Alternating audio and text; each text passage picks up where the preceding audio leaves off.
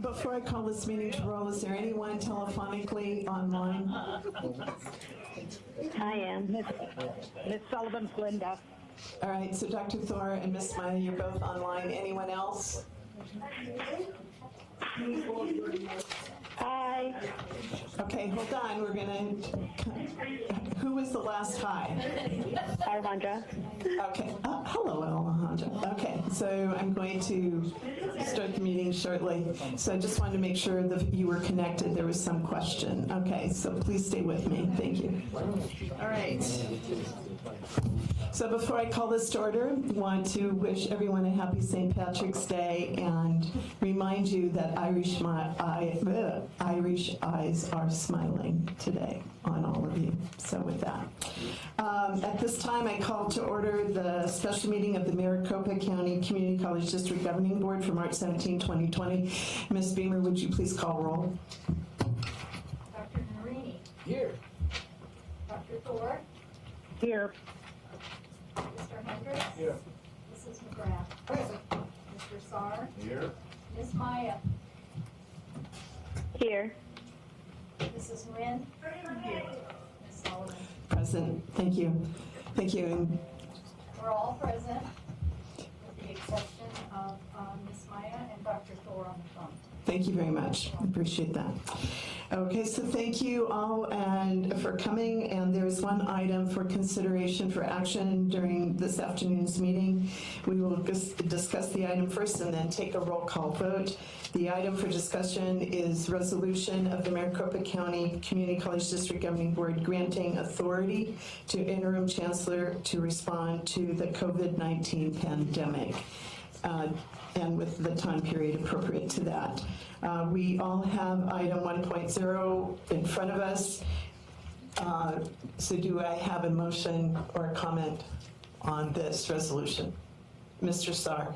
I'll make a motion that we accept the resolution with one amendment, one change. That change being on page 2 of the resolution in the final paragraph, where in the 5th line of the page of the printout that we have, it's, I'll read the whole sentence so everybody knows, and it's a long one, I apologize. Be it further resolved that all such decisions shall be taken while making the safety and health of the community a priority and with appropriate attention to fiscal responsibility, that all such decisions be communicated promptly to the board president, and that an appropriate accounting of such decisions and the organizational impact of such decisions shall be made at the conclusion of the outbreak. This delegation of authority shall terminate when local health authorities have announced that the COVID-19 outbreak is no longer a threat to Maricopa County. I would like to add in that last sentence, shall terminate when local health authorities have announced that the COVID is no longer a threat to American, or by board action. Thank you. There is addition to the last sentence of the resolution. Is there any other comment? There's been a motion made with that change. There's no second yet? Yes, I know. Sorry. Is there a second on the resolution or the motion? I'll second. Mrs. McGrath seconds. With that discussion? Mr. Saar? You know, it's very vague, obviously, but that's the purpose, I think, in what we're trying to accomplish here, is to give the chancellor what he needs to make sure this doors stay open and that things run smoothly. I think communicating properly to the board president, I'm sure she will communicate directly to us after that. But I just want to make sure that it isn't open-ended, because who's going to determine whether this is no longer a threat to Maricopa County? But so that's why I put down or board action. I think both make sense. Certainly right now we're responding to CDC from the federal to the local to the municipal. Well, I guess that's local, state to the municipal. And the health department is through that venue offering comment on safety, both concerns and issues. Also, I don't think there would be anything that preclude if anyone has discomfort as we move forward, if any board member is concerned, to let me know, and I would communicate that directly to Dr. Gonzalez. So with that, there's been a motion and a second. Is there any more discussion on the motion with the additional or by board action? Being none? Can Yes. I just have a question. Yes, Mrs. Nguyen? Dr. Gonzalez, does this, I'm assuming this is okay with you, like accepting this authority. Is there anything that you would want to see changed or anything that you feel uncomfortable with? If we're giving you this authority, is it something that you feel you need to have right now? I just would like to have your feedback on this before we give you something. Maybe you don't want it. President Sullivan, Mrs. Nguyen, members of the board, the gravity and the weight of this I can feel it. And, and appreciating the moment that we're in, I appreciate the opportunity to provide feedback. What we've done is looked at what other organizations in higher education and in our K-12 systems have done, and we've even have probably taken some of their language as a recommendation that you see in here. So I've had an opportunity to review this and provide input in the process, and I'm good with it. Thank you. Also on that note, you are providing a weekly update to board members, and I would expect that would be a constant updating of decisions made, activity as part of that report, and if there's any need for special communication, we would manage that as well. And to the board members, I'll do my due diligence in ensuring that you hear from me as I am aware of things. So with that, we'll take a roll call vote on the issue, on the motion. So I'll start with you, Ms. Maya, on the phone for an advisory vote. Aye. Mr. Saar? Aye. Mrs. McGrath? Aye. Mr. Hendricks? Aye. Mrs. Nguyen? Aye. Dr. Narini? Aye. Dr. Thor? Aye. Marie Sullivan votes aye. With that, the motion carries, and Dr. Gonzalez, those shoulders just sag, doesn't cinch more. But thank you very much for your attention to this. I know that you take this, as you said, very seriously, and you've been working diligently with folks to address the concerns and pursue what's the best avenue for this district in response to that. So with that, yes, Mrs. McGrath. I have an amendment to the motion that I would like to make, where it says all such decisions be communicated promptly to the board president. I would like to strike the word president.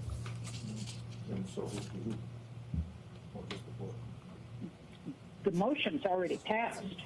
Yes. This is a different motion. This is an amendment. You're making a new motion that's not posted. But, so with that, I need a parliamentarian who's far more sophisticated in this than I. There just needs to be a second in order for it to go forward. Okay, so there's a motion on the floor to strike the word president out of the be it further resolved. And is there a second on the motion? Second. Mrs. Nguyen seconds it. Is there discussion? I got a question. Mr. Hendricks? Ms. Cooper, the motion has already been amended and passed. I don't think it's appropriate by Mason's rules to amend a motion that's been amended and passed and hasn't been reposted on the agenda. That's my understanding too. You can make amendments. You can make amendments, but the motion was made, the motion was then amended, the motion as amended was then passed. No. We just voted on it. Just the amendment. No, it was part of the motion. No, I agree that proper procedure would have been to vote on the amendment first, then vote on the underlying motion as amended. But no one objected to one vote for the motion as amended, so the motion has passed amended. It is no longer on the table. I would have to get my copy of Mason's rules to be, to ensure that I understood how those rules, which are not generally applicable and which are more for legislatures than for boards, apply, to be perfectly candid, but this is a properly agendized item. And the motion, and it was the subject of proper notice. I don't object, but the motion has already been acted on and passed as amended.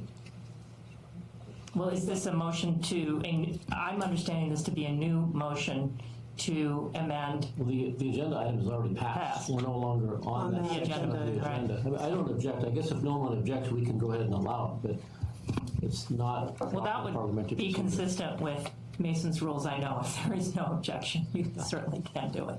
Okay, there was no objection, so shall we move forward? We had a first and a second, so. Yeah, we're under discussion.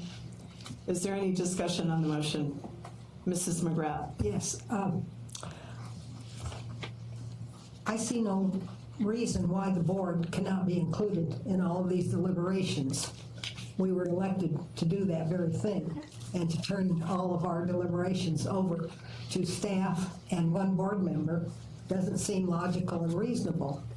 In this age of instant communication, there's no problem getting hold of people and discussing things with them, and I like you very much, but I don't want you making all my decisions, and I really, I've never run into this particular situation before when everybody gives up their power and their vote and says to the one person, you're it. This is just illogical to me. And Thank you, Ms. Cooper. I would be concerned about the implications for the open meeting law if there were general board discussion about items, because you can't have general board discussion about items that might come before the board, and I think it's quite conceivable that the more significant decisions that are made during this time would come before the board in some form. But I think that it's important that there be some method by which a single board member is informed and then informs you. But again, remember, you can't discuss even when you're informed. I don't see any difficulty in calling emergency meetings. This one was called today.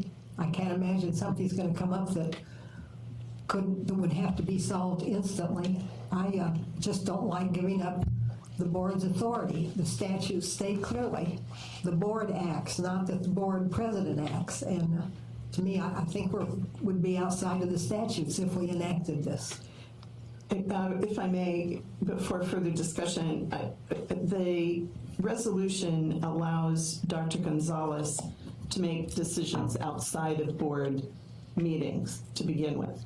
The purpose of the statement, be it further resolved, is that he would communicate to one board member, in this case the board president, and I would have a responsibility of informing you of the decisions that have already been made. I would not be making any decisions outside of a board meeting. So that is the statement there. One of the things that given that we passed the motion to support Dr. Gonzalez in making those decisions, it would be my responsibility to create a communique with Dr. Gonzalez so you could consistently stay informed. But I do want to stipulate that I would not be in a position of making any decision without you or without a quorumed special meeting or emergency meeting or regular board meeting. So we've already made the commitment to have Dr. Gonzalez make the decisions. If you feel that we wouldn't make any decisions without the board, then what's wrong with striking the president and leaving it to the entire board? It seems to me that would be consistent with what you just said, that It would be to whom would Dr. Gonzalez consistently send the messages from which the board would send out the messages. And I would be that conduit. But with that, Mr. Saar? Yeah, the motion changes that first sentence. I'll start with the apostrophe, that all such decisions be communicated, not made, but communicated promptly to the board. We do that all the time.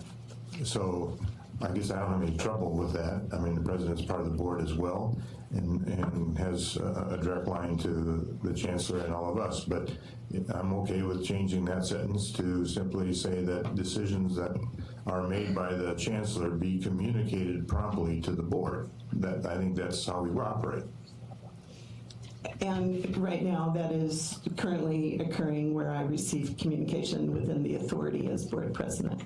Yes, and then I respond to you. Well, but that's not what the motion is. Correct. So I'm okay with the motion because at this stage, we don't know who's going to be healthy in business. So if we say the board, we cover all those issues. So there's a motion on the floor. Is there any more discussion? Dr. Noreen? Yeah, I guess I'm just a little confused in the line of communication. So as it stands now, the decision will be communicated to the president communicates with the rest of the board. If the rest of the board has any questions, they go back through the president to the chancellor. No. No, they go either directly to Ms. Cooper or Dr. Gonzalez. Oh, okay. Unless you're informing me, you can't discuss with me, you can inform me. Okay. Yeah. Okay. Any further comment or question? Ms. Beamer, would you, no, I guess I could do the roll call vote.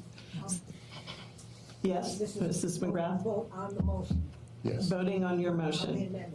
No. not- It's not an amendment, it's a new motion. Which is okay.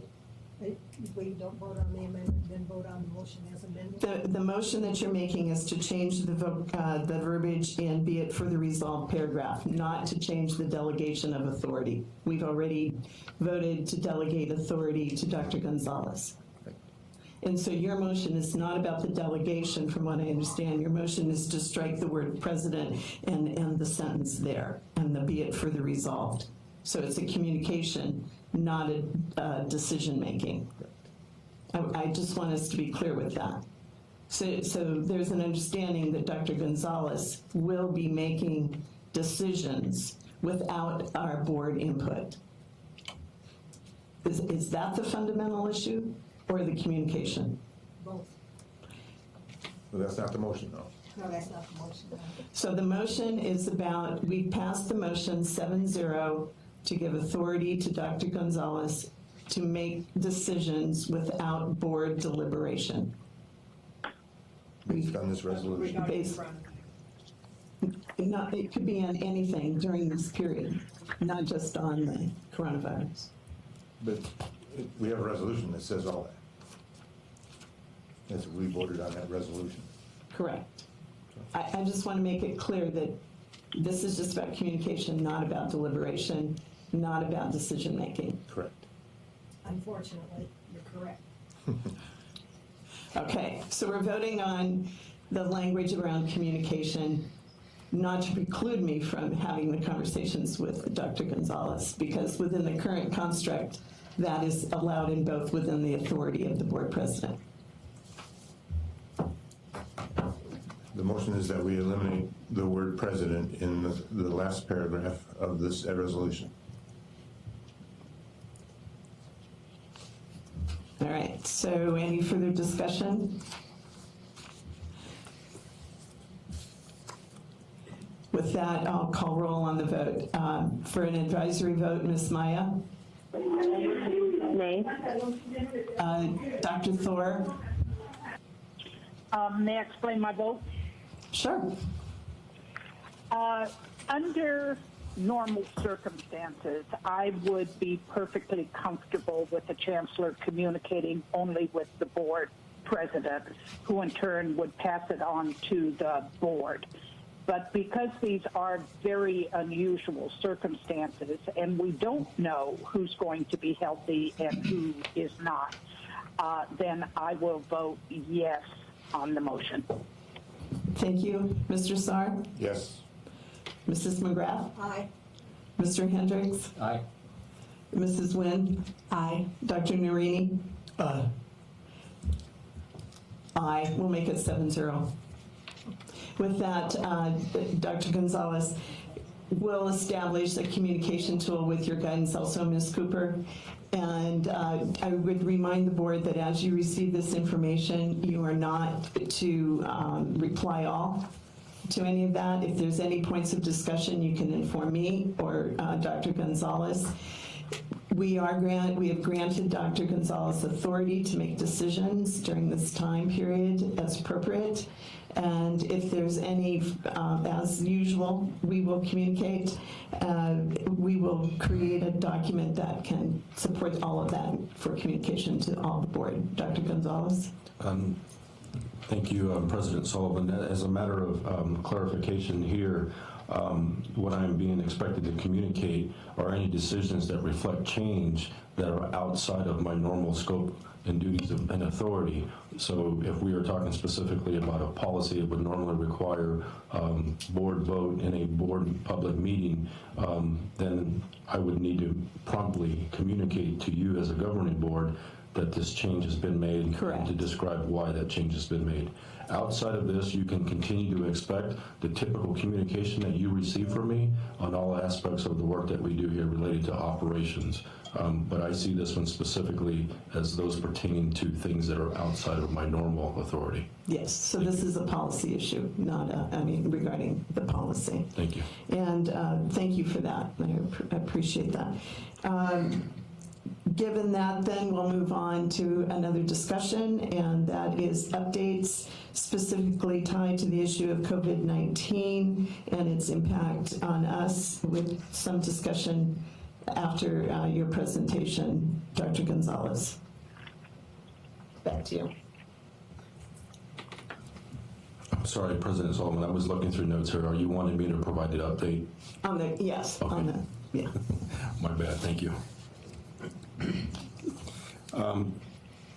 So I've got quite a bit to say here, and you're clearly welcome to ask any questions that you might have. I'm sure there are going to be many questions.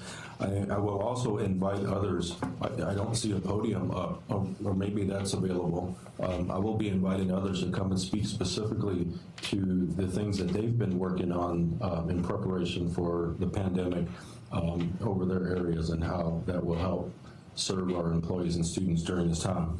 So I want to begin by thanking everybody in our district that has been very patient and very steadfast through this, particularly our leaders, both the administrative side and faculty and staff, leaders that pretty much gave up their spring break last week to be in touch with me on a regular basis. And we spent numerous hours together, as I shared with you in the update that I provided over the weekend, or on Sunday. I'm just really proud of the team and the amount of work and effort that they've been putting into this. And so yesterday, during the CEC meeting that was called to completely address a lot of what you're going to hear here in a moment, we thought it would be critical for us to first identify what is the problem that we're trying to solve, and then develop guiding principles around that. So clearly the problem that we're trying to solve here is to ensure that the COVID-19 virus does no harm to our students, faculty, and staff, and maintain continuity of the delivery of teaching, learning, and student success. In attempting to solve that problem, we began with the premise that this would result in us having a total shutdown of the system, where only critical functions would need to continue to be performed. So with that in mind, and starting there, we developed these guiding principles around that. And then we began to work in a short-term environment where we needed to modify how our students learned and how our employees work. So I wanted to set that stage for you as I discuss this. The guiding principles that we discussed were to protect the health and safety of students, employees, and the community, to develop a pay structure for all employees, strive to continue to do all that we do, but ensure quality delivery of essential services remotely, divert staff to critical needs, and whatever we determine applies to our students and employees also applies to our community, members of our community. As you all know, we have events, we have services that we provide, library, for example, where members of our community have complete access. And we need to understand that there's no differentiation between our student and a community member in this moment. We also determined that it would be the role of CEC to provide consistent policy and process guidance at a systems level, and then to take that information as college presidents to go out to each of the colleges and interpret how best to implement that in their college. We don't have the time, and there's no way that we can ensure, let me think about how I say this.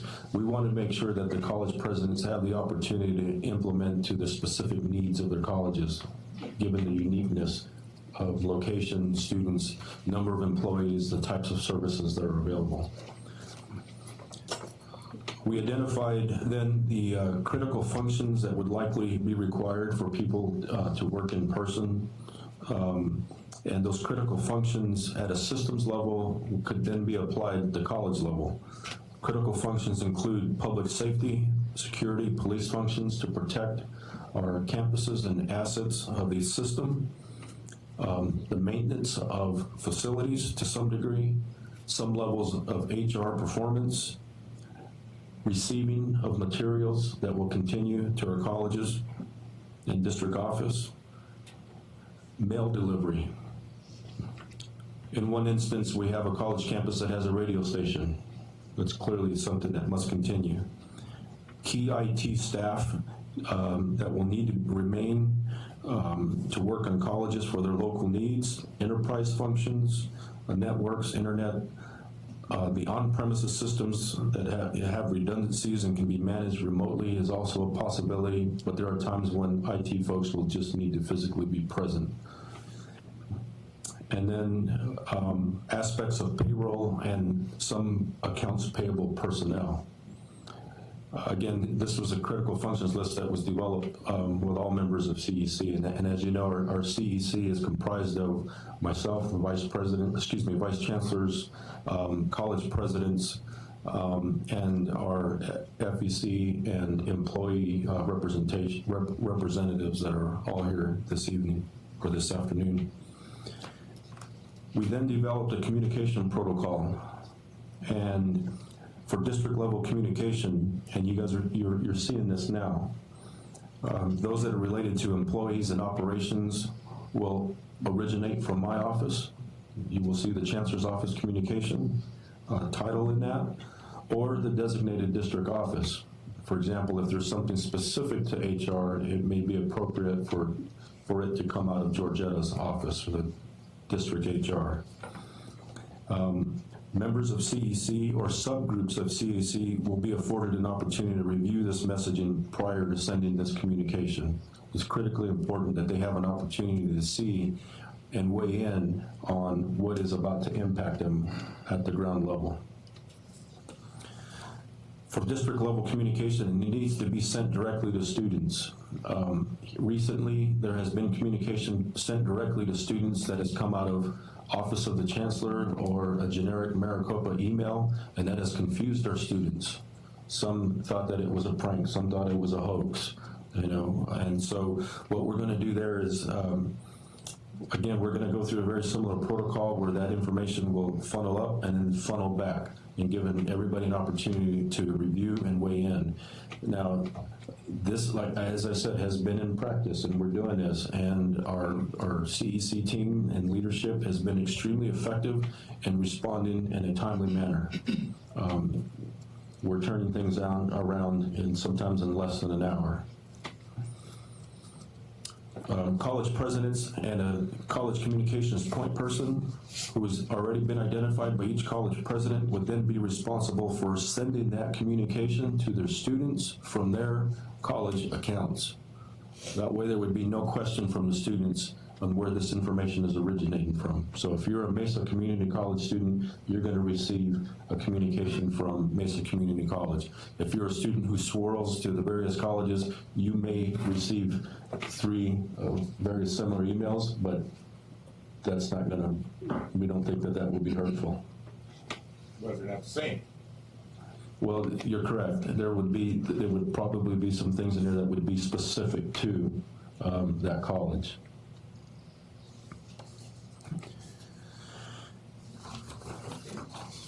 Questions at this point? Of course. And I got my student hat on now. And Maya, you can join in too. But,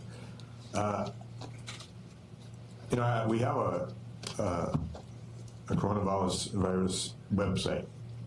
I think having one place that people are directed to so that there's no confusion out there, because there is confusion, as you mentioned. I've heard it a lot this week. If a letter goes out from different sources, whether it's the president or the district office, I think it's important that it really directs all of that to one source, which might be that Corona website. So that even if it involves some detail about classes, I think, whether you're a student at Glendale or Mesa, those are pretty much the same. So an example is I'm taking a class that is both online and in lab. My question is this week ongoing, or is this week another extension of the spring break, so that I don't have a class and and assignments that go with the dates and so forth. My class extended the ability to turn your assignments in another week till the end of spring break. Well, now we extended spring break, and I haven't heard from my faculty members. So that's just one example of so many. So I think it's really important that we have one source that has a lot of information that maybe is accumulative information as time goes on, but students have a lot of questions about those kind of details that affects their grade, their ability to graduate potentially this spring, and the ability to go through the process of graduating, not the physical, walking across the stage, but to make sure that they've got the credentials to take to ASU or some other location where they might be going to, and it could be their employer. So having that one source, I think, is my personal suggestion. President Sullivan, Mr. Sarf, may I respond? Let me offer a point of clarification on the purpose of a district level communication. We're preparing to send one out either this evening or early tomorrow morning that will describe what the next few weeks and perhaps the rest of the spring semester will look like. That communication originating at that college level will look the same across each of the colleges. The importance there is that it has the college where that student is actually taking classes. Again, to avoid the belief that the email coming from a Maricopa account or the Office of the Chancellor account may be seen as a hoax. So we want them to know. Some of the communication that you described would be communication that needs to originate specifically from a college and specifically from instructors. We're not going to get involved in some of that communication that occurs between a faculty member and his or her students. And there may be some variation from instructor to instructor, faculty member to faculty member on extension of assignments or additional assignments or things that will be required to modify in this current learning environment. It's not happening, just so you know. Mm-hmm.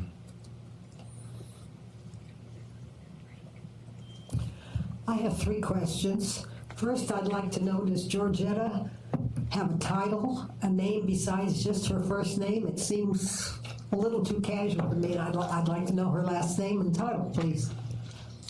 Georgetta Kelly, she's our Vice Chancellor of Human Resources. Thank you. Associate Vice Chancellor of Human Resources. So when she's referred to, she was Vice Chancellor Kelly, is that her title and name? Yes. Thank you. My next question is, I understand that not all of our students have their own personal computer. And what arrangements are being made for them to continue in their classes? Are we loaning them computers? Are we opening the computer labs and saying they can come in and have to stay a certain distance from each other? Are we asking them to please, if they have a telephone that they can do that on, to use that? How are we handling those students that are in such a situation? President Sullivan, Mrs. McGrath, those are things that we are working on, and through the rest of my presentation, I will have some people that will stand up and be able to offer you some, offer what has been worked on so far. to answer your question. All we have is work done, no solutions yet? We have solutions. Good. Mrs. McGrath, we're in day 2 and return from spring break. And there's quite a bit of work to do. There are many answers there are many questions to answer. And the toughest thing that we're finding is the ability to anticipate all of the questions that we have to answer. But rest assured that the ones that you raised are ones that we have considered and we are working on. Thank you. My third question is, what are we doing with the classes that are what you would call hands-on classes? Auto repair, nursing. How are they ever going to make that up? We can't expect them to go on into the summer. Many of them are anticipating going into the workforce. They have a job. They have other plans for what's happening with these classes that they have to get the certification. And how are they going to do that? Again, President Sullivan, Mrs. McGrath, these are questions that are being worked on, and this is why we've spent this week suspended the face-to-face operations to give our faculty time to come in and answer those questions. You're going to hear next steps, and we understand and realize that there are going to be some classes that it will be impossible to move to an online or alternative learning environment. And only time will tell in our opportunity to make up for that lost time. It may require an extension of a spring semester. It may require that students come in on Saturdays or spend evenings. I mean, there are a plethora of options right now that we are exploring. We may find ourselves in a situation as an organization where there is just absolute shutdown of our system, which just exasperates the condition that you just described. May I interrupt? I understand. I know that there are a number of questions people may continue to ask, but perhaps if you could go through your entire presentation, then we would have understanding to better articulate our questions. So I would encourage, if any of us have questions we really want to ask, make sure you write them down so we don't lose that opportunity at the conclusion of his presentation, please. I didn't realize he wasn't finished and wasn't ready for questions. Yeah, thank you, Mrs. McGrath. I know you probably have a lot more to say and some presentations by people in our audience. Is that what I understand, Dr. Gonzalez? Yes. Please go forward then, thank you. Our recommended next steps, as you all know, we're in a state right now where our face-to-face courses have been postponed and our hybrid courses have been postponed until Saturday. The recommendation for next steps are a continuance of suspended face-to-face and hybrid classes for an additional 2 weeks between March 21st and April 4th. This would give additional time for faculty to prepare, particularly those in the particularly those in the career and technical education courses that Mrs. McGrath was just referring to. This would also afford an opportunity for students to secure resources to move entirely online, and district and colleges the opportunity to ensure that supports are up and running. We've got to prepare as a system to ensure that our students will be supported in this online environment or alternative learning environment for whatever period of time that we are in this mode. We have continued the online learning courses that were in motion and those that started yesterday. That will continue during this 2-week postponement. We are exploring the possibility at this point of extending the spring semester by 2 weeks for courses that will need it.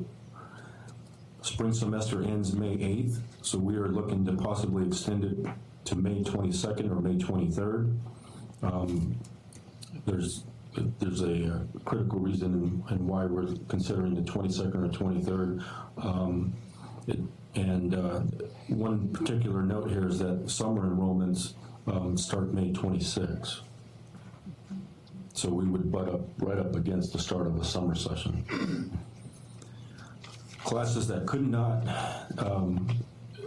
be delivered in this online format moving forward for the duration of the spring semester, we would hope, unless we receive further orders from local health authorities and other government officials, we would hope to resume a face-to-face environment on April 6th, Monday, April 6th. That would be for those courses, as the ones that Mrs. McGrath just described, that it is deemed impossible to move them to an online alternative learning environment. For all of the courses that will be moved over to the online learning environment, that would continue for the rest of the spring semester. We would cancel all events until April 4th and then monitor them on a weekly basis. And we're going to continue to monitor whether convocations and commencements need to be postponed. Of the two different types of events, convocations, I think, would be ones that, while it would be unfortunate, most would be understanding and probably okay with them being canceled.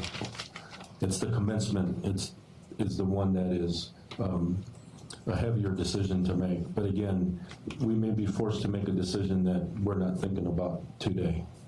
If we continue to follow if the current CDC guidelines that are in place today, that have come from the president, recommendations from our president of the United States, if those were in place that first week of May when commencement is set to happen, commencement will not happen.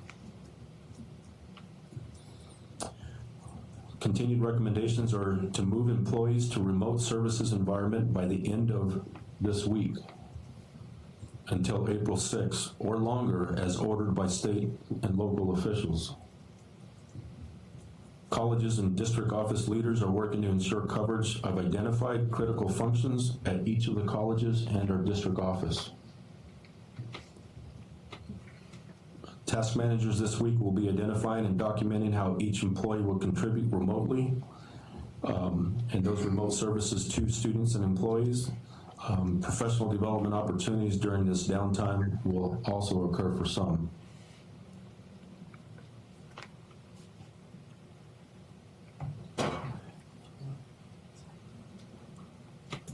So those are our planned next steps. Are there any questions on any of those that are just raised? I'm sure there are more. So what I'm hearing is more or less categories that you're addressing with the devil in the details, but some of that detail is still to be determined as a result of your continuing engagements with your CEC and those individuals. With that, when do you expect to have more specific answers to the details on particular questions? What's your timeline on that? As our employees continue to have met today and continue to meet tomorrow, we have another CEC meeting tomorrow where we'll continue to hammer out some of these details. We hope that by the end of this week, as we move to a remote work environment, that many of those questions will be answered that are still lingering. Some of the questions that you have that are related to how instruction will be delivered, that's why we're going to extend the postponement of face-to-face classes so that faculty will have that time and ability to work on those questions and answer those questions. Thank you. I know you have people you want to present, but before we move into that, are there any other topical questions before we get more detail? Mrs. Nguyen. I don't know the sizes of our classes, so is it okay for 10 or under to meet in classroom settings right now, or is that not okay? In this environment, in the recommendations that we're committing to here in terms of next steps, that would not be allowed. Any other comments or big level questions? Mr. Saar? I'll wait till. You'll wait to the end, thank you. Proceed, Dr. Gonzalez. Sure. We have done some things. As you know, we've formed a critical response team. I'm going to ask the chief to come up and provide an update on that and what the critical response team's role and responsibility will be moving forward. I would like to let you know that we've implemented a daily operational update. We started our first one today. We're using WebEx. This group includes CEC and all college executive leadership teams. And I think that there are nearly 80 people that will participate in this daily meeting to provide an update on the operations of the organization. These will be scheduled for every morning between 8 and 9 o'clock. And we will continue these on a daily basis as needed, even in a remote working environment. That's the power of our ability to use the WebEx. As I had mentioned, we have established communications protocol. We will establish a COVID-19 specific email account where faculty, staff, students, and all other employees will, and including yourselves, can send an email to this particular account, and you will get an answer. I don't know if you'll like the answer, but you'll get an answer. We've created a frequently asked questions for our employees. That was shared over the weekend.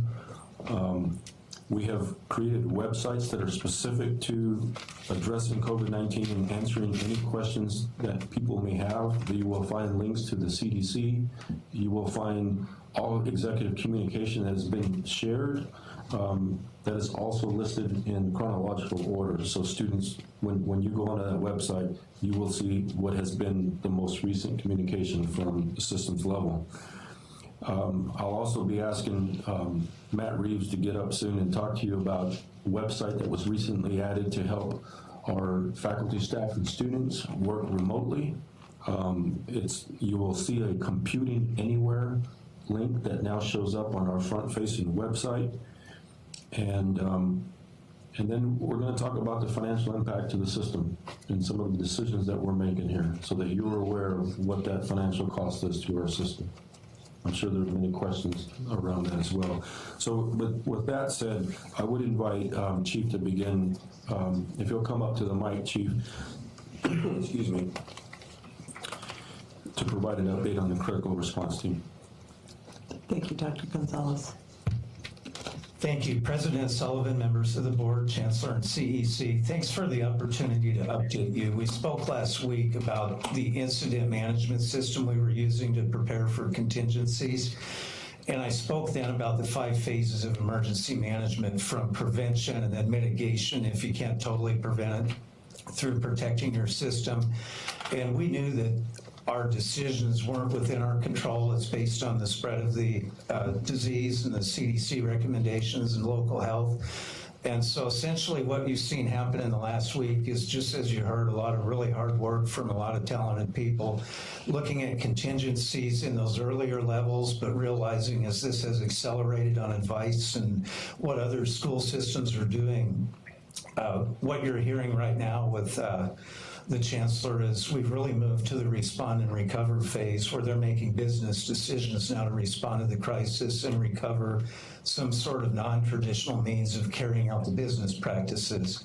So the effort has really switched in the last day a lot from the continuity response team, which was a contingency planning team, to what you're seeing in your executive team now making business decisions. And as you're hearing, this is early on. They've made some valuable decisions that all of the devils and the details still need to be worked out in terms of legal decisions, IT issues, faculty issues, employment issues. All of those are things that they're working on that's on the business end, where the continuity response team was more contingency. So we're stepping back more as a resource at this point, to where that's what we were in the past, to feed different contingencies and resources to the business decision makers. This thing may, before it's over, it may, like a lot of illnesses go, it'll peak and come down, but it may have peaks and valleys. So there may very well be times when the continuity response team comes in. One of the things I still see that the continuity response team, and primarily risk management, may be responsible for is if we do have exposures or things that we need commercial contractors, medical advice. So it's going to be fluid all the way through this thing until we declare we're back at normal operations. But a lot of real good work has been done, and with handing the football off to where the business decisions are now being made, it was just nice to see the caliber of work and the dedication of the people that we had on this. Questions, Mrs. McGrath? Thank you. I just like to know, all I hear you referring to is chief. Would you please tell us your name and your title, and et cetera? Sure. I'm David Denlinger. Like most of our cops, I'm retired from the Department of Public Safety or everybody from somewhere else. And I've been here 8 years now. So you're Chief Dillinger? Yes. Thank you. Any questions for Chief Dillinger? Yeah. Is it Dillinger or Dillinger? I mix it up sometimes too. It's Very Denlinger. gracious, thank Yes. you. I may just have to call you Chief.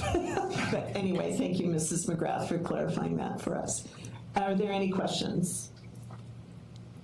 And you are, Dr. Gonzalez, communicating on a daily basis with the activity or things? He has us on a daily phone call just so we don't have to play catch up if we get put back in the picture.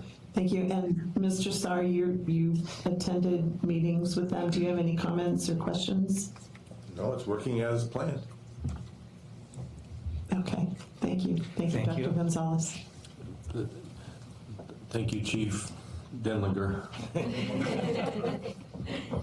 And I apologize, Mrs. McGrath, for what, yes. Because we like them.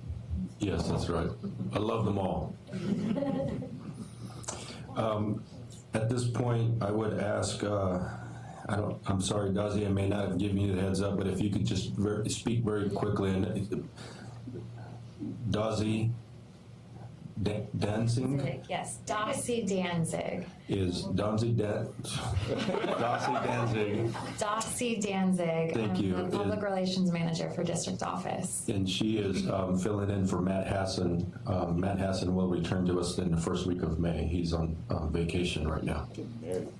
Yes, so I've been working in collaboration with the Chancellor and CEC and the Office of the Provost in creating all communications regarding what we're doing as far as our decisions with faculty and colleges and operations. So creating those communications that go out to all employees district-wide, and then the system of how they get to the presidents, and then how those communications will get to students.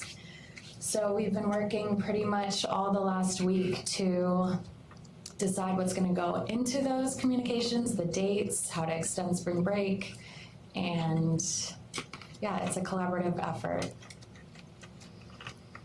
Mr. Sarr, you've been bringing communication quite a bit. Do you have any comments or questions, please? Well, one thing that I always ask my counterparts at other colleges and universities around the country this last couple of weeks, actually, the common element is communication and the importance of it. The one that's somewhat consistent is a daily communique that goes out to everybody. That's may even include the community as a whole. But lack of communication causes more problems sometimes than it should. So I would recommend that on a pretty regular basis, Alamo is doing theirs at 2 or 3 o'clock every afternoon. There's something that goes out with updates, and it adds to that cumulative webpage flip that people can count on, that they can be directed to a new FAQ with new questions answered. And all that being said, your job is very important. Whether you're a student or a staff member, that's one thing. But the community is getting deluged with everything from which stores are closing, what events are on. I don't want to get into that part of it, but I do think within our scope of influence that we need to make sure the community is aware of what we're doing and not doing. Definitely. We understand the state of urgency in getting communications out. We want to make sure all the information is consistent between district office and colleges.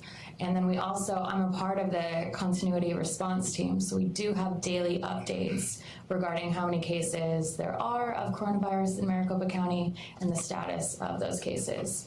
So there are a lot of moving departments within district, including HR, Office of Provost, Office of the Chancellor. So working all together and creating those communications and then sending them out through one kind of alley is what we try to do on a daily basis. I would support Mr. Sarr's position that a daily timing be instituted for those, because people know to go on at 3:05, for example, to get an update because they know it was issued at 3 o'clock, or to some regard. Perhaps the inconsistency of timing is contributing to some people knowing, others not, because then you read it through another venue. So that would just be a comment I would make in support of Mr. Sarr's position. Mrs. Nguyen?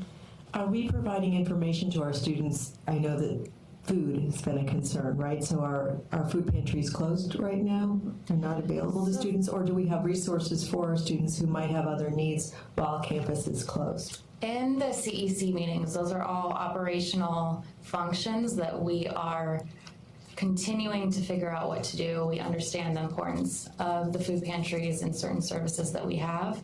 But again, with the state of emergency and the guidelines that we've been given from the CDC and local and state health officials, there's some things we won't be able to keep open.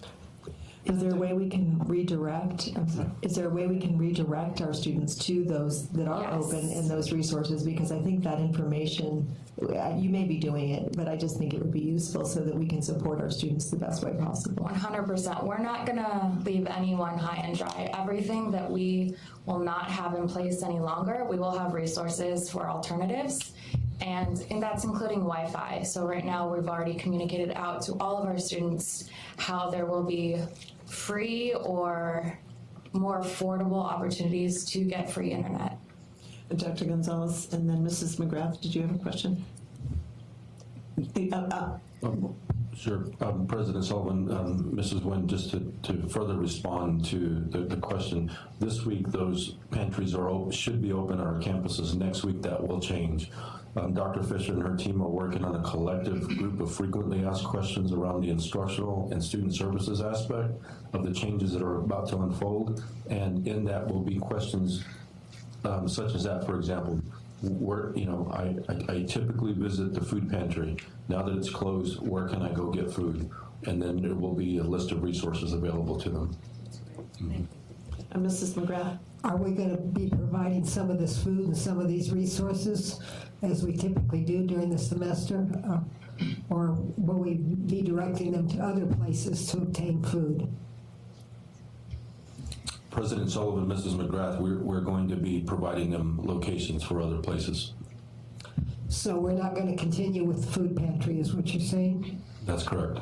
I have a question. Yes, Mrs. Maya. Ms. Maya, What about students who need tutoring? the tutoring question. So we are working the next 2 weeks to move everything, including advising and tutoring, to remote and virtual environments. So should you need to speak with someone, our colleges thus far are still open. We're still here. We're not going anywhere. It's just moving to virtual environments. Dr. Gonzalez? Yes, President Sullivan, this would be a great opportunity and time for Dr. Fisher to provide an update on what we're doing related to student services and support while we move to a remote environment. Before we do that, I did, Ms. Maya, did you have another question, or you good? Yeah, so far I'm good, thank you. Okay, thank you. Mrs. McGrath, one question, and then we'll Thank you. I'm concerned that we are stopping the food services. I never felt it was part of the package we should be delivering, but we do deliver it, and I really don't like the idea of just sloughing it off onto other agencies. I'm wondering, is there any way we could possibly keep up with that? I notice most of the grammar school districts and the high school districts are providing food on a daily basis. Some places they come to the school and pick it up. Some places it's delivered by their bus service. They take the bus route and drop off food. So why are we completely discontinuing it and hoping that there will be other resources and enough resources to cover this? President Sullivan, Mrs. McGrath, if I may respond, you bring up a valid point and one that should be further considered. The entire purpose for us moving to a remote work environment is to mitigate the spread of this virus. We believe that services such as tutoring, in-person advising, and what you're discussing here in terms of food pantry would bring students and make perhaps many students onto our campuses. And if we're attempting to mitigate the spread of the virus, then this may be one of those things that introduces it to our campuses and our staff who will be on campuses performing critical functions. So Dr. Gonzalez, I think we're ready for the provost. Thank you. Thank you. Ms. Sullivan, Board, Chancellor, members of the CEC. As Dr. Gonzalez mentioned earlier, we are working on extensive FAQs. If you go on our current website, you'll see that we've made great progress. However, as we get further and further into the operational details and are able to provide more answers to students, we'll be doing those on a daily basis, rotating daily basis, and letting folks know that the information is up there. We're also instituting a feedback form so that we can build our knowledge base over time. As students tell us, I can't find this, or a staff member is looking for something we haven't answered, we'll be able to answer that in a timely manner. We are continuing to work through the operational aspects of remote services, including particularly financial aid processing. We want that to not stop at all, and I think we have a plan for that. We're working with our Veterans Affairs at the state and national level to make sure that their benefits continue. We're also working to move our contact center to home environments with the actual software and hardware that they work with every day. So I think we'll be able to get those things done by the end of this week. Each college has been looking at their own online advising and other kinds of tutoring services. We do offer something called, what's it called? Brain Fruit? Yeah, there we go. What is it called? Brain Fuse. I can't always say fruit. Freeze. Well, I was going to say brain freeze, but that's yeah. No, it's actually want to do opposite than brain freeze because this is an online tutoring service that offers chat, one-on-one, telephone, as well as just online environment stuff around tutoring, and that's available right now for every student across the district. Are the students well aware of that opportunity? They are. It's promoted through the learning centers, and we're going to make sure that they see even more promotion about that as we move forward. Thank you. Mr. Starr? Do faculty know their responsibilities in this as far as communicating to their current students?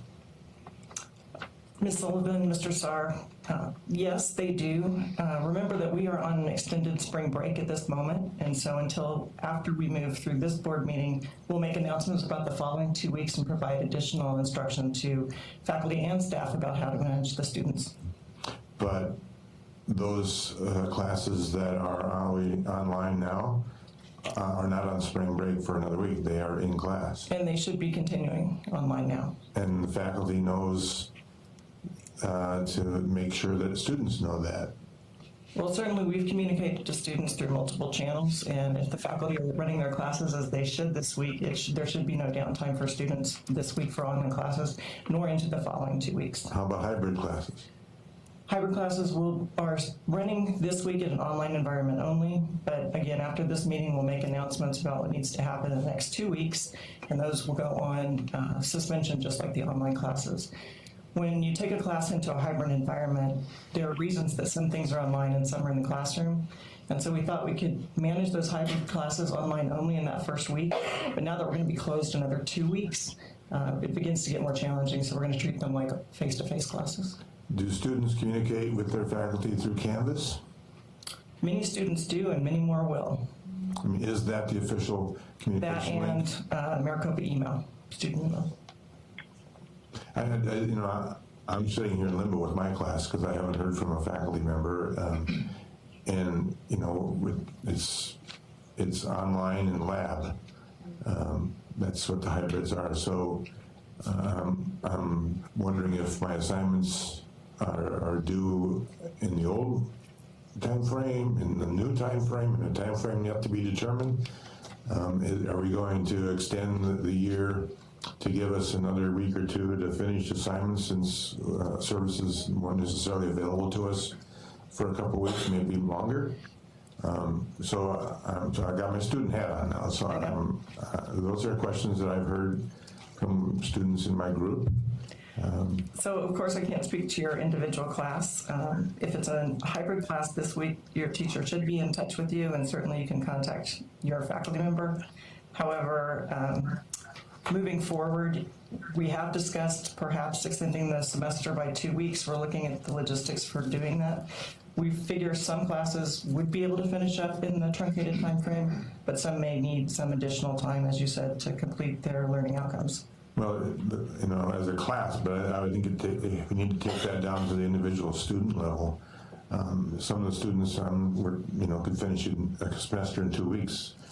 Others, like myself, need 2 semesters. So, that's just an unknown at this point for us. It is unknown at this point, but we're working through it as quickly as we can, and we'll get the information out to both students and faculty as we can. What I'm hearing also from Mr. Sarr, if I may, Dr. Gonzalez and Provost Dr. Fisher, is that there can be an intention at your level to the faculty with instructions, but the accountability is the instructor following through without implying any criticism to anyone present or anyone else. Where is that line of accountability? So we have a student who's concerned with those questions and recognizing that you're working through them, certainly from a high level, doesn't answer the student's questions. So in the interim, how does one communicate, and then where's the accountability of the instructor to be doing what you're intending that they do based on your communiques to them? Dr. Gonzalez? Yes, President Sullivan, members of the board, as Dr. Fisher stated, for those classes that were in hybrid and online, those classes should have continued as they normally would. I'm not sure of the frequency of how often your particular professor would communicate with you, but for others, maybe it's more frequent, maybe it's a daily communication. One of the things that we need to also be mindful of when we talk about accountability of how things happen in a classroom is affording the opportunity to respect academic freedom as well. There are learning outcomes for every single course that we've developed in our curriculum bank, and the faculty have the freedom to deliver instruction and achieve those outcomes as they see fit. And so it would be extremely difficult for us to issue mandates because there are so many variables from one classroom to the next. Even if you take the same class and you've got 2 different professors teaching it, there are going to be differences in how those students experience those courses. Theoretically, they should learn the same things when the course is over. What I'm hearing is more a matter of communication, in terms of if one instructor is following your suggestions for communication, et cetera, and another isn't. So where that could be, I'm not implying anything, I'm just saying that also presents concerns for individual students, is that consistently. I'm not challenging the concept of academic freedom. What I'm saying is that communication pattern is getting in the way perhaps of or not. Right. And so just providing some framework for that. President Sullivan, members of the board, when we met last Tuesday and began to have this conversation about what we are facing today and what looks like we could be pinched even more than we are now, I said that we're going to need to move into a time where there needs to be patience and understanding and extreme flexibility. There are already expectations that are being laid out from my office and communications that have been sent specifically to faculty that is beginning to lay out those expectations. The communication that will go out either this evening or first thing tomorrow will have additional communication or expectations, particularly around the communication aspect to the students. We would then rely on our college presidents, our academic administration, deans, chairs, and our faculty members themselves as colleagues to continue to keep that bar really high. And I'm not going to make any promises that we can't keep to say that every student in this process is going to get the same quality education that they would receive from one faculty member to the next, but we're going to strive for that. We're still talking about human beings at the end of the day. Thank you, and thank you also, Dr. Fisher, for your attention to that. Any questions for Dr. Fisher before I turn it back to Dr. Gonzalez?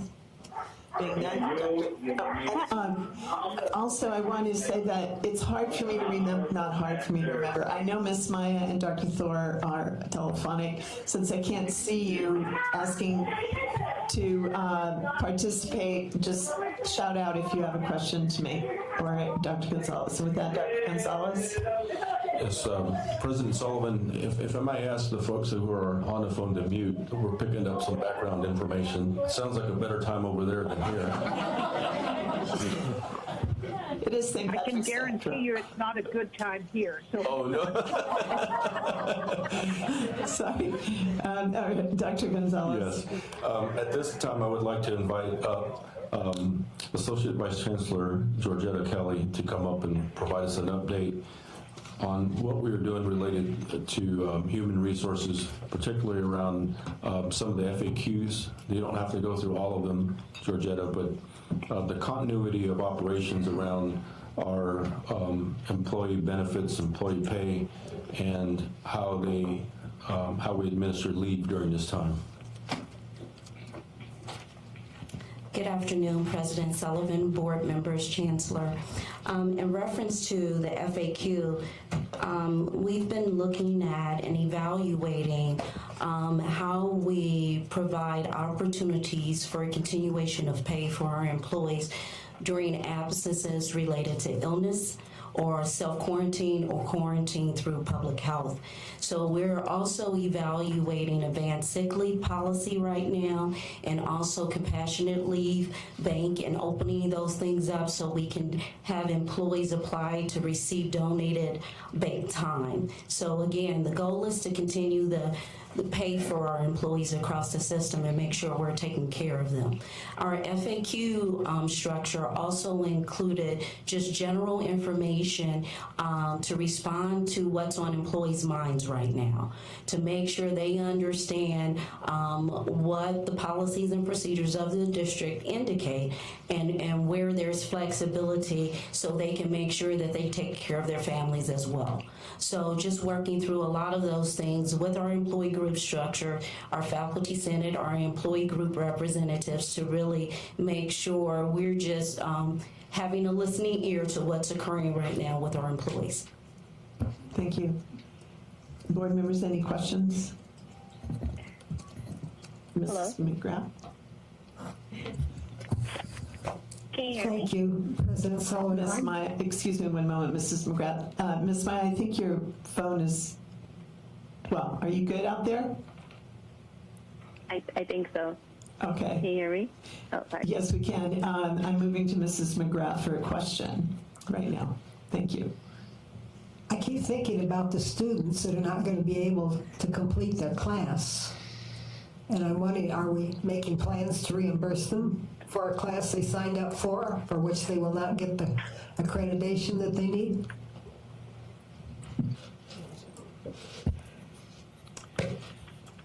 Part of the, I'm sorry. Dr. Fisher. Thank you, Ms. Sullivan, Ms. McGrath. Part of the FAQ that we're working through right now has to do with just those questions about tuition and fees. We're tracking closely what the other universities and community colleges in the state are doing.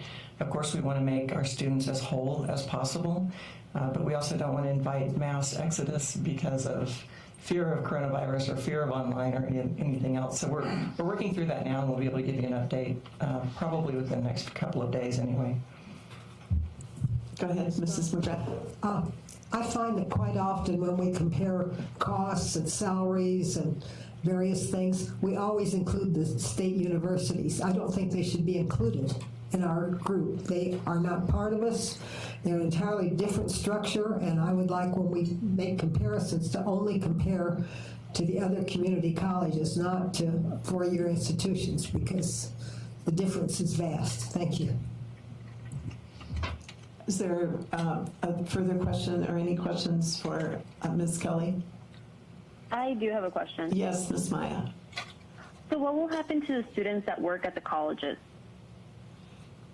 So right now, our students also receive accrued sick leave time, so they will have an opportunity to receive all of the benefits of our policy adjustments that we're trying to work to make. Follow up, Ms. Maya? And what about students that have, oh, never mind, that kind of answered my question. Thank you. Okay, Mrs. McGrath? Thank you. I don't quite follow that, Ms. Kelly, but are you saying that they're going to be forced to take their sick leave rather than be paid for being laid off or being held in abeyance, or what?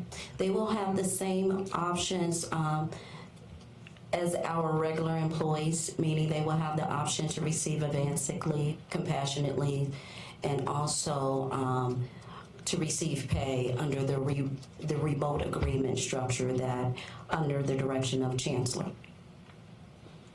So they will receive the same benefit structure. So same benefit structure means that they will continue to be paid for their job? That is correct, ma'am. Thank you. Thank you. Mr. Slar? Who determines what and which faculty, which staff can work remotely and under what conditions? And those that are part-time, I'm looking at Ms. Maya as a part-time employee as well as a student. So I'm looking at that specifically. If it's determined by somebody that that is not an essential position within the district, who makes that decision, and when will that decision be communicated to those individuals? And right now, board member, we are evaluating that at each individual college to determine what a telework structure would look like for each employee group. Once we identify that, those employees that we believe are unable to work off-site, we will evaluate those employees and other opportunities like professional development during that time.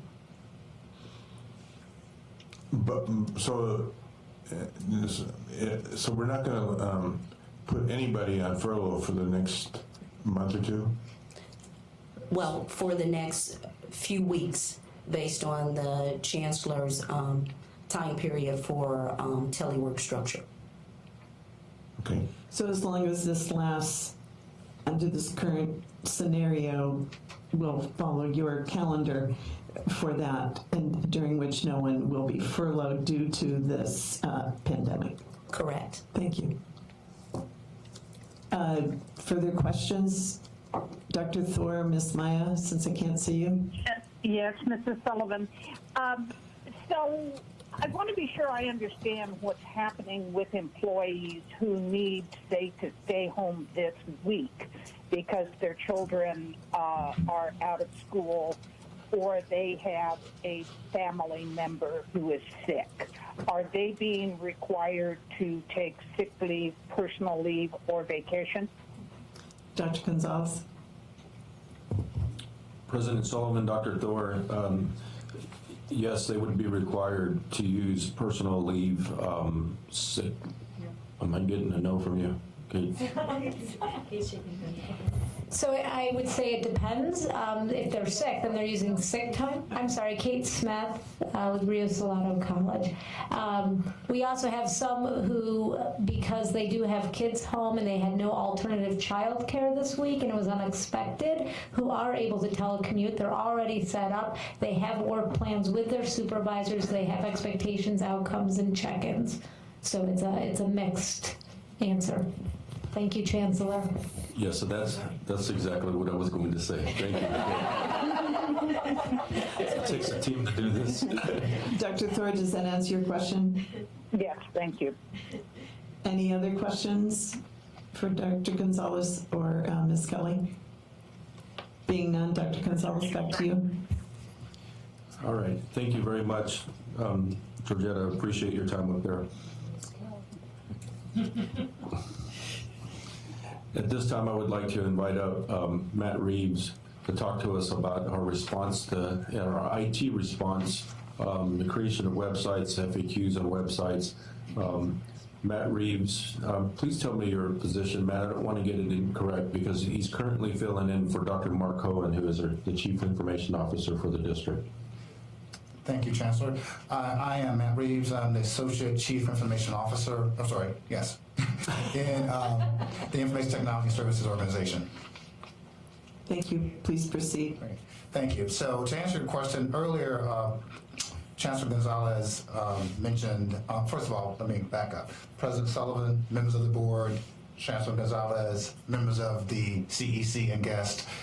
Just to answer the question about anywhere computing, earlier Chancellor Gonzalez mentioned that we had rolled out an anywhere computing site as well as collaboration capabilities earlier this week designed to help in a heavy telework as well as online learning situation. The guiding principle behind anywhere computing is that anyone, student, faculty, or staff member, is capable of being productive from wherever they are and from wherever they may be. The site has been communicated in several different forms. There are several links on the COVID-19 site as well as the district site.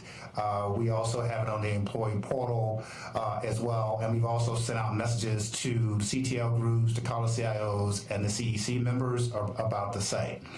The Anywhere Computing site is broken up into 3 big areas. The first area focuses on anytime, anywhere collaboration. So the WebEx tool that Dr. Gonzalez mentioned earlier is a new capability that's being rolled out to foster heavy telecommuting and remote work, as well as online learning and remote learning for students as well. The second component of that site revolves around listing of the more popular applications and services available, so there are quick links on the site. And the final component revolves around frequently asked questions, which contain links to sources where colleges and employees can get information from for technical assistance, provides information about the free internet access for students as well. So it has a range of different FAQs on the site. We'll be adding to the site as we go. It was just launched yesterday, so we're getting lots of great feedback, and we'll be adding comments and answers for frequently asked questions as much as we can to that site. Thank you. Questions, Mr. Saar? So, in your estimation, do we have the bandwidth for all this stuff?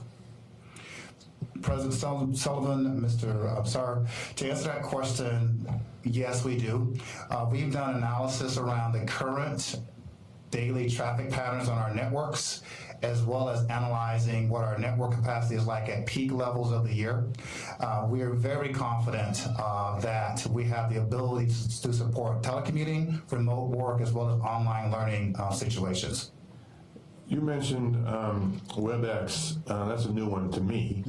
But I'm familiar with things like FaceTime and all those, so I'm speaking as a student now. If I wanted FaceTime with a faculty member to get some tutoring or some help, how will I know that there's a system available for me, whether it would be WebEx? I don't know if that's what I'm talking about, to be honest with you, but I know what FaceTime is. So if I know my faculty member's cell phone number, can I use that if the faculty member agrees to it? With WebEx does have the ability to do video conferencing, so students and faculty members can definitely communicate over video conferencing with each other very easily. And to learn how to use WebEx is something out there? Yes, sir.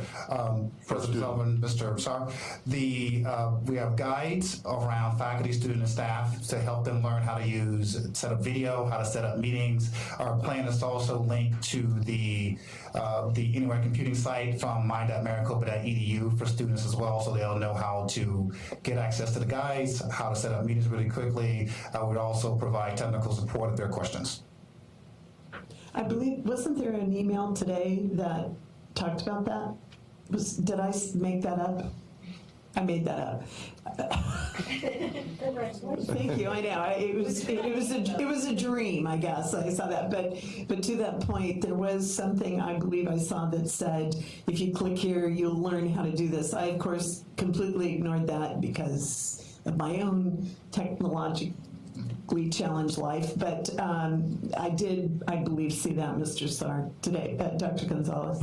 President Sullivan, Mr. Saar, in the communication that I described that will go out either this evening or tomorrow morning, first thing to our students to describe what the rest of the semester will look like, will be the links to everything that we're talking about here I would encourage you to go on to the Computing Anywhere website. I think you'll find it very impressive, very intuitive, and it's very sleek, and it looks a lot like our other elements of our website. So students should naturally know how to navigate those. You'll see tiles that correspond to, if I'm a student, here's where I click, and once you open that up, you'll find those resources.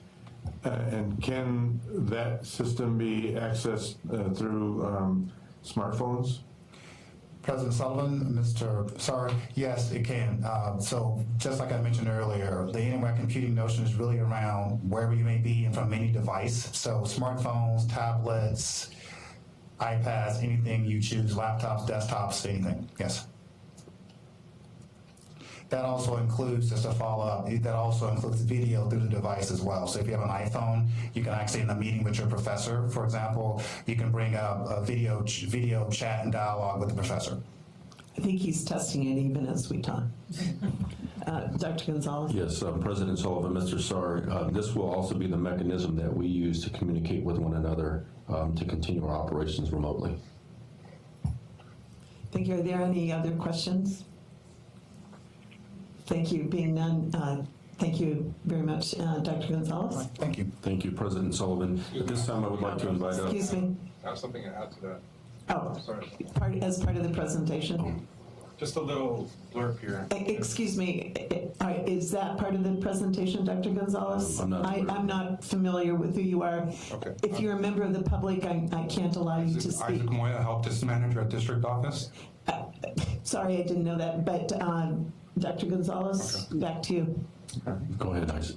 I apologize that didn't recognize you. Go ahead, Isaac. All right, so just a quick, so Isaac Moya, Help Desk Manager at the District Office. He is. Yeah. So Isaac Moya, Help Desk Manager at the District Office. And I know everyone's speaking about students and everything, so I'm just going to keep speaking about the situation here at the District Office. So what we didn't mention about this Anywhere Computing is that we are looking to order close to 250 to 300 laptops to try to meet the district office staff business needs, to try to get everyone here at the district office 100% mobile during this time. I know the district office staff is worried about how they will work from home, but what leadership isn't thinking about is who is actually going to be preparing this equipment. By the time the equipment is ordered and received, that is 1 to 2 weeks. By the time my team gets all the machines configured and shipped, that could be 3 to 4 weeks. We will be creating a logistic nightmare. We are trying to mitigate the spread of the virus, and this is putting my team at risk because we all know that there will be some sort of physical contact. This is not taking into consideration that I have a total of 3 part-time employees, 5 full-time employees, 2 of them which are at home sick right now, 1 of them because his wife has came into contact with COVID-19 carrier. I'm requesting to come up with other possible solutions that can be carried in a more timely manner, not limited to allowing other departments to let users that aren't mobile to check out the equipment they currently have. We all need to be good stewards of Maricopa's property and hold the departments accountable if equipment is not returned after this pandemic is over. Other institutions across the U.S. are already starting to implement this solution, not only because it is the most cost-effective, but because it's the quickest solution during this time. I do not like it, but during this time, it's the safest and best solution. Thank you, sir. Dr. Gonzalez. President Sullivan, members of the board, I was not prepared to hear those remarks, albeit there's certainly some validity around that. In the communication that we're planning on sending out this evening, there are measures that we're exploring to allow our faculty and staff to check out equipment that they perhaps use on a regular basis to ensure that they will have access that they need. Thank you. Thank you, and there'll be follow-up, I'm sure, to that with the IT department, et cetera. With that, then, any continuing forward? Yes, President Sullivan, members of the board, I would like to invite up Gary Yaquinto.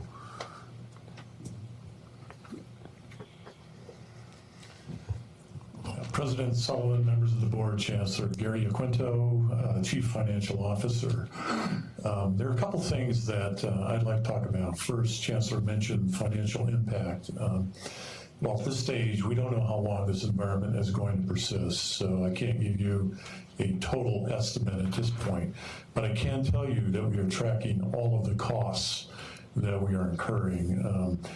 Ms. Granillo has prepared and is in collaboration with the colleges and the district office to collect that information. We're collecting information on canceled travel, for example, lost deposits. We're also looking at potential revenue losses. I don't expect those to be large. We may see some downtick in enrollments and tuition.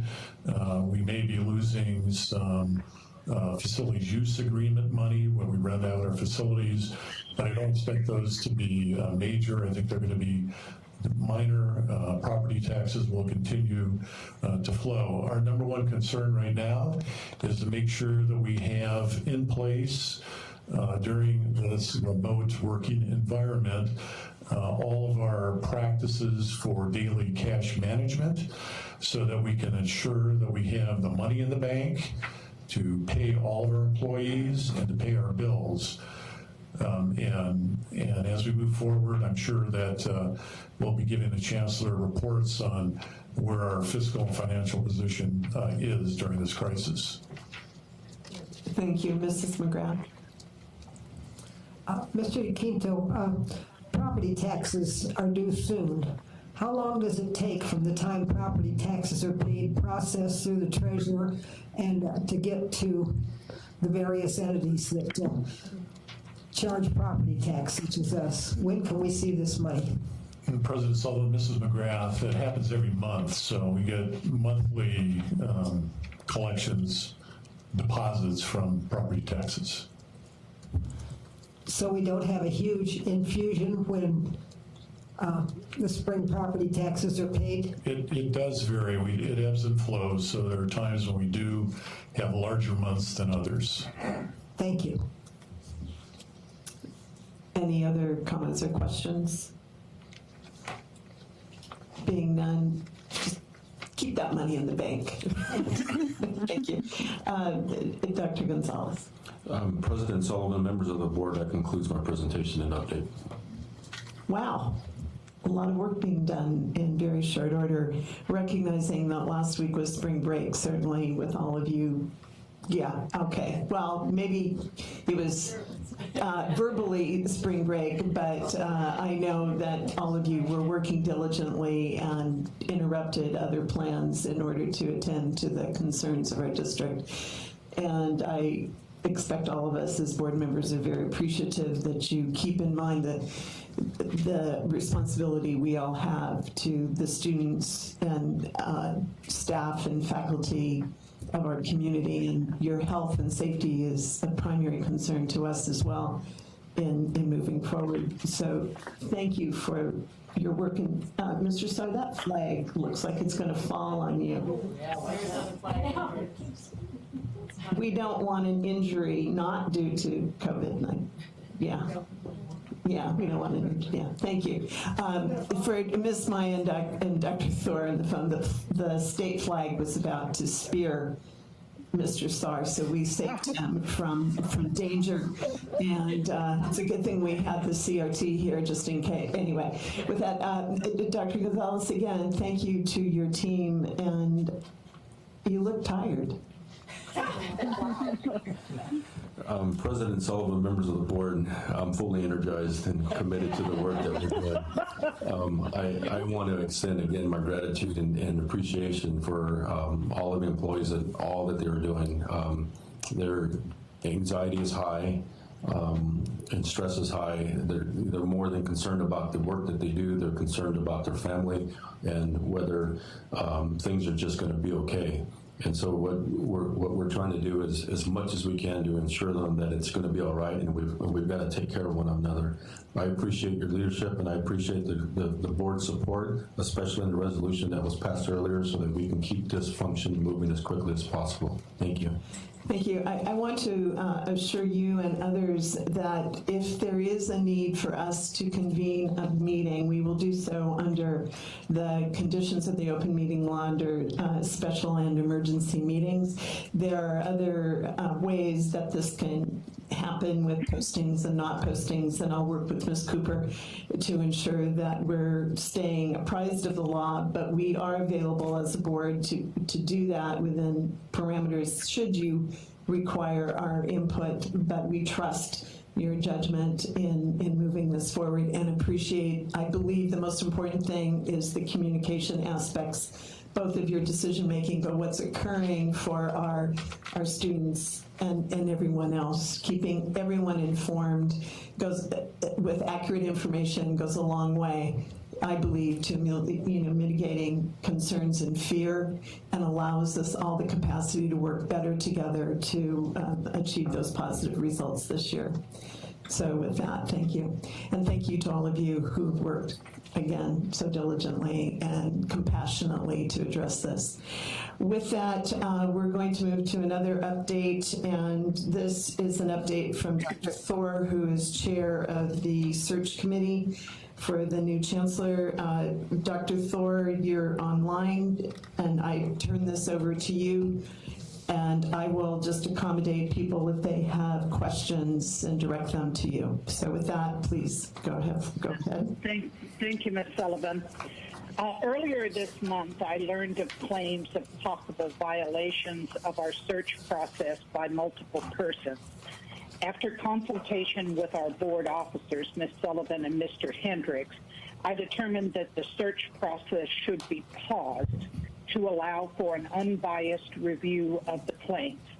This action is required in order to maintain institutional integrity and a fair and equitable process for all candidates.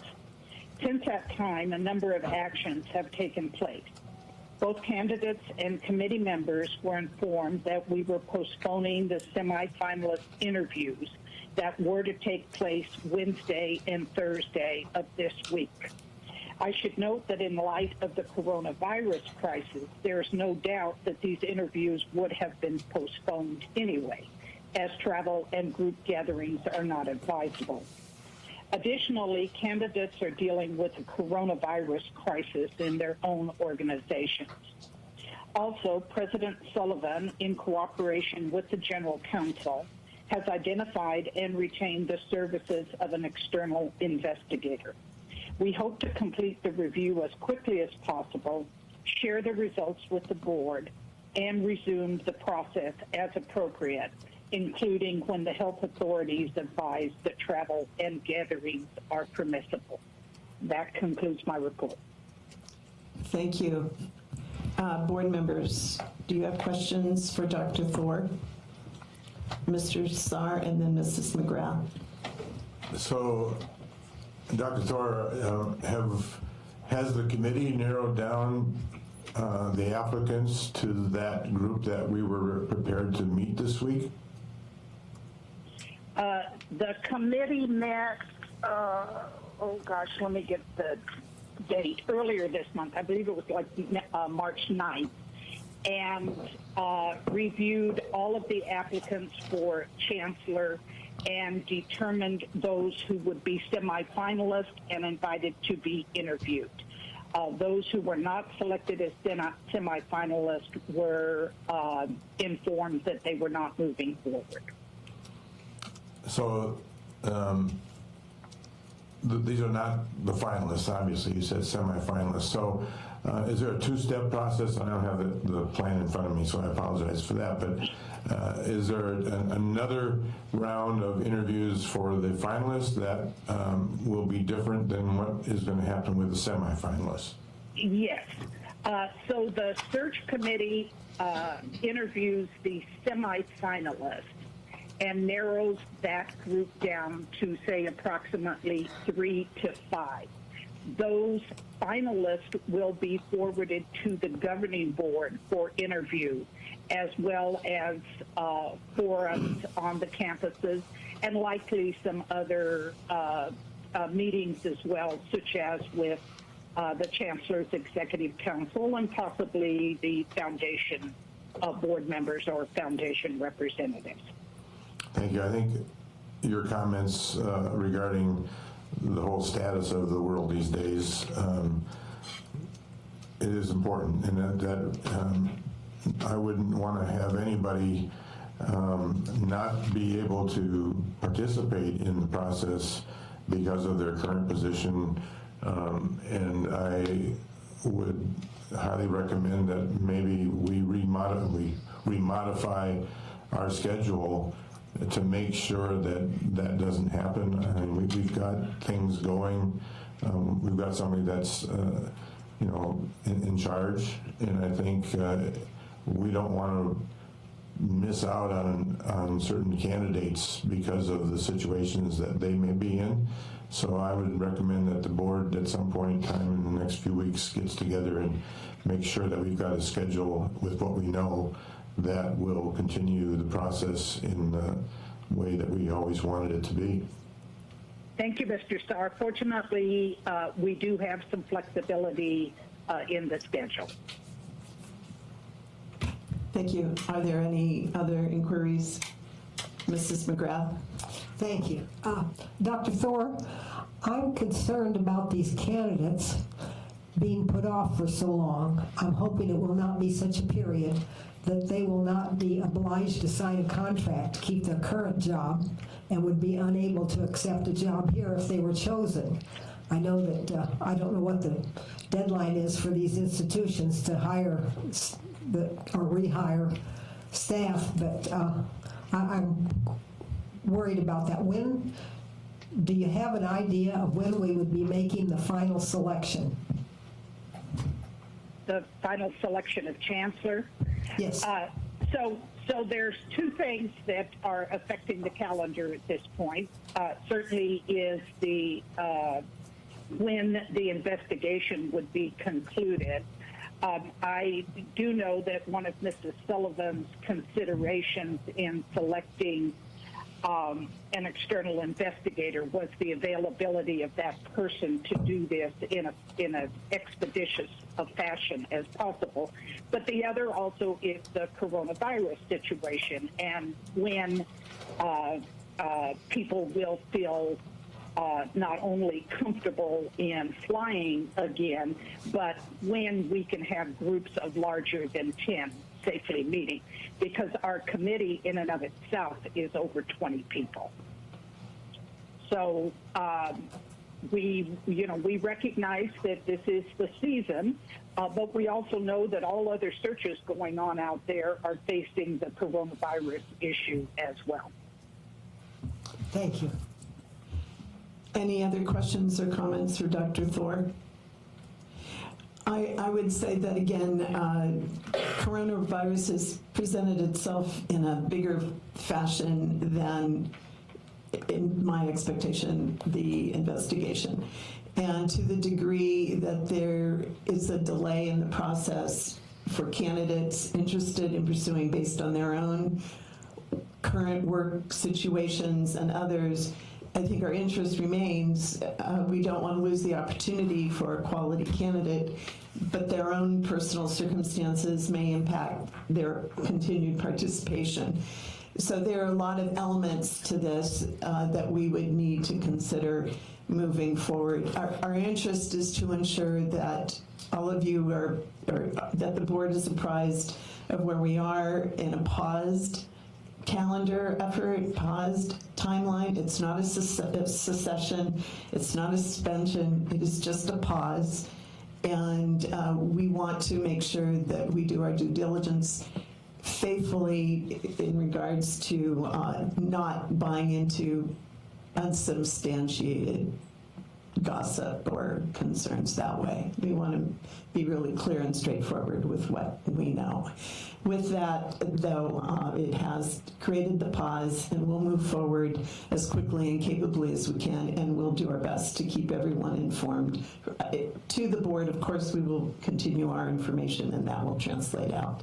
And it may impact a number of things, but again, I think coronavirus or COVID-19 is having a bigger impact overall than anything, which we'll have to take into consideration.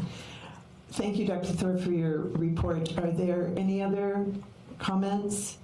We're scheduled, I have one more, and that is we're scheduled to meet as a board next Tuesday. Right and left, things, particularly public meetings, open meetings, are being canceled. I've asked Dr. Gonzalez to work with the agenda that is presented as possible for next week. There are a number of items on consent agenda. I would encourage board members to take a look at that. And if they have any questions about are those items they would have normally wanted to pull off, or are there deadlines, Dr. Gonzalez, that need to be accommodated, that we address that. And if necessary, I will cancel next Tuesday's meeting given the answers to those questions. Yes, Dr. Gonzalez. President Sullivan, members of the board, I had an opportunity to survey this afternoon the presidents and other members of the CEC to identify whether their agenda items were urgently needed to be approved. And I think I've got a significant number back that would require continued movement on these. So with that then, the issue of, yes, Ms. Cooper. We are working to identify means of holding a meeting that would comply with the open meeting law and would allow everyone to participate remotely. That is a means that would allow the board members to convene and talk with each other and members of the public to watch.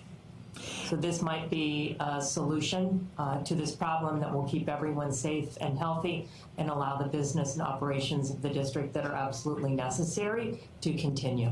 Yeah, I looked at the agenda. Most of the items were under consent agenda unless the board member had asked for an item to be pulled for specific conversation.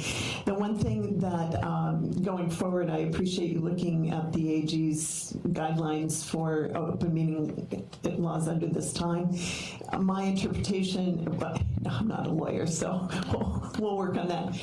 Not on my degree as a JD, but we'll work on that, is that regardless of whether or not you can do something telephonically or video conferencing or whatever, that there still has to be the opportunity for someone who would not choose to do that to be physically able to be in a place that is open to the public. Not to say you have to conduct the meeting in public, in physical presence, and that's where I'm perceiving the glitch, is that we would still have to make a place available to those who would choose not to participate via video conference or telecommuting or whatever, with appropriate support either into a phone line or whatever, so they could both listen and participate, that we would need to notify previous so that someone could email if under public comments they wanted to do so.